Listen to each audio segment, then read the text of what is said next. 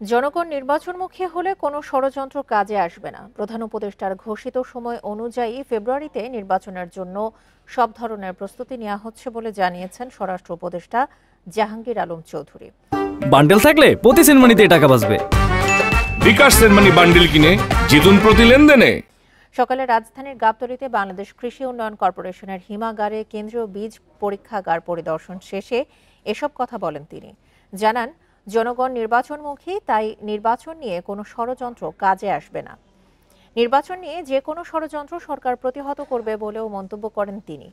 অবৈধ অস্ত্র উদ্ধার চলমান প্রক্রিয়া উল্লেখ করে স্বরাষ্ট্র উপদেষ্টা আশা করেন নির্বাচনের আগেই সব অস্ত্র উদ্ধার করা সম্ভব হবে। নির্বাচনের প্রস্তুতি যেভাবে নেওয়া দরকার আমরা ওভাবে প্রস্তুতি নিচ্ছি।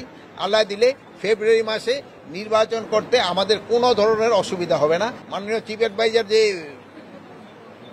রোড ম্যাপটা ডেটটা বলে দিচ্ছে, আমার রোড ম্যাপটা তো ইলেকশন কমিশন দিবে, আমরা ওইভাবে ইলেকশন করার জন্য প্রস্তুতি নিচ্ছি।